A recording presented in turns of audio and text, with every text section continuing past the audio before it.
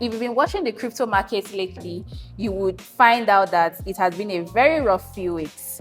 So crypto moved from $83,000 to a range between $62,000 to $63,000, and the market cap crashed from a whooping $4.2 trillion down to $2.17 trillion. That is a lot of gap. Yeah. And a lot of people are scared. A lot of people are confused. And some people are now closely watching the market. So we are going to be asking the real questions. And to make sense of all of this, I am here with someone that is going to be answering our questions, Mr. Good News Igwe. Welcome, sir, to the podcast. Thank you very much for having me. So let's start with the basics. Bitcoin fell from $83,000 to the all-time low of $60,000, and in a matter of weeks, the fear of the index has dropped to 12. From where you sit, sir, as someone that has seen a lot of crashes, you have seen cycles of crypto, what is actually driving this? Do you know what the story behind these numbers are? Yeah. A lot is actually moving the market, right? So first off, the crypto market has a 4-year cycle. Okay. Right. 2017, Bitcoin first got to $19,000, $20,000. Oh wow. Right. Okay. Later crashed back to probably $3,000. Yeah. And Wow. then eventually, after like 4 years, it moved to almost $69,000. And then also pulled back to probably 30 something or thereabout, right? Before the just recent bull run that just happened, where it went up to $126,000. So Okay. if you look at this whole scenario, you see that it is a cycle. It usually happens, it goes up, everything that goes up will eventually come down, right? So it goes and it comes, it goes and it comes, right? But for this particular crash that is ongoing right now, several other factors are also included. Right. One of the factors is that the ongoing war in Iran, Israel, and the US interest, right? That's one of it. And then another one too is also the interest rate in the US markets, right? The whole politics and economic decisions around interest rates in the US. And then also some institutions, right? Because as of the last cycle, there are a lot of ETFs, right? Exchange traded funds. So a lot of ETFs are out there, such as Grayscale, BlackRock, most of these investors who, funds managers who have brought money into the market. So due to this uncertainty in the market, a lot of them are also liquidating and holding or protecting their positions, right? That's why this massive crash happened. I think I saw that crash on the 1st of June. Right. Okay, yeah. The 1st of June, I wasn't expecting that crash actually. I knew that the market was going to crash, but I wasn't expecting it to start from the 1st of June. Right. So that massive crash, and it never stopped. For one full week, the market kept going down. From Monday, and 1st of June was on Monday. Yeah, on Monday, Tuesday, Wednesday, we just kept going down, down, down. Trust me, a lot of persons lost a lot of money in the markets.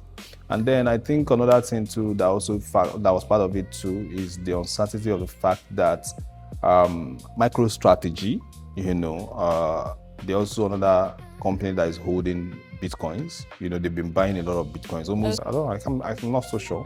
Okay. Yeah, but they just tested selling some position, just a very small fraction of their position, and the entire fear and greed, like you said, the fear and greed index came to this low level. So you mentioned something about cycles, that this has happened repeatedly for every 4 years. Yeah. So are you saying that right now that this has happened, so should we be expecting another crash in 4 years? Okay. What's the truth about markets, the financial market, is that when there is a major crash like this, that's why there is that index, the fear and the greed index. It shows you that a large population of the market is scared. Yeah. Right? And there is one common advice from Warren Buffett, right? Where he said, you should buy when others are scared. Okay. You should sell when others are greedy. So what it means is there is this index. The index you reference that the value is 12, right? So it's called the fear and greed index. Okay. It shows you the sentiment of the market. So right now, a large portion of the market is scared, right? And trust me, in the next couple of weeks, months, Bitcoin would probably see its bottom, right? For this crash, for this cycle, right? So we're not even in the crash yet. The crash is ongoing. This is the bear season, right? So usually from now till somewhere around September, October, the end of this crash will stop, and then it will now start going back up.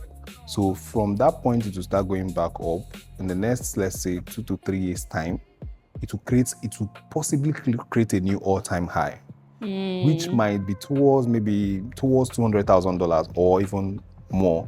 So imagine investing $100,000 now. No, imagine investing for one Bitcoin now, $60,000, $63,000, and in the next 2 to 3 years, you're hitting $200 and something thousand, $180,000. Exactly. So that's basically what should be expected. So I think from what you said about the cycle, we should be expecting a buy upwards in the next couple of months that will take us to the next all-time high. Because the cycle has proven that every 4 years there will be a serious crash like this. Now, the beautiful thing too to note is that the smart investors, the likes of the Warren Buffett and all that, they buy when everybody is selling.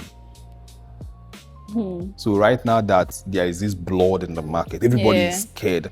The fear and greed index are the lowest of it. This is when the biggest money will start accumulating. They buy cheap. And that's what happens in investment generally. You buy when it is very cheap, when others are scared. But it should be with patient capital. It's not the kind of capital that you want to use it to pay your rent by December. And the market might continue crashing till next year, January, February. So your landlord will evict you and all that. So that's basically what happens in the cycles. Okay. So how different does this feel compared to previous corrections you've been through? Because I'm sure there are people that were not into crypto in 2018 or 2022. They are now experiencing this kind of drop now for the first time. What made this particular one different from the last time? I would say there is no much difference. It has been expected, right? It's just that one thing very unique is everybody knows that the market will crash. But the fact that nobody knows when is where it always affects crypto investors and crypto players, right? Because you get to see that, maybe a lot of persons projected that Bitcoin for this past cycle is supposed to even get to 150,000, 200,000. And everybody will be greedy, patient, wanting to see Bitcoin at that price, and then suddenly it starts happening. And if it starts crashing, we'll still be believing that, maybe there is still possibility this thing will bounce back. It will bounce back. It's just correction. It's just testing. So I would say that to a very large extent, it's almost the same experience. It's almost the same feel, right? Especially, I just saw on X just recent that someone accumulated up to $45 million from this market rise that just happened. And as we're speaking right now, the person has less than $20,000, right? The reason is because comes the conversation of the greed, right? So at that point, you have $45 million. You're looking forward to, can this thing just hit 50? Maybe I will just go out when it gets to 50. And before you know yourself, before you realize yourself, the market is crashing. And you hope that maybe when it got to 35, you say, let me just hold it to bounce back to 45. And then you see yourself in 25. You're still hoping, let's go back to 30. See yourself in 10 and everything disappears. This is actually really scary because even with the fact that we are expecting it to crash, it is still not predictable. Yeah, exactly. Because it is still not, because is it predictable? Because probabilities, yes, it is actually. Because now this guy that got up to $45 million, you should have. I don't know. I feel like I will have this fear that this is very high. Let me sell and get my money, or maybe just leave like a little amount of it just in case. Yeah. So that's the thing about human sentiment, greed, right? Everybody will say, I'm not greedy until you put yourself in that position. Right. So that's when you discover that most every human have that sentiment of greed in them. Right. Imagine, let's say he started that portfolio with like, let's say $100,000 or $20,000, $50,000. Trust me, reaching $45 million. That's a lot. You can just take $10 million and put somewhere. Even $40 million, just leave the $5 million. Right. So, but that's the thing about greed in the market.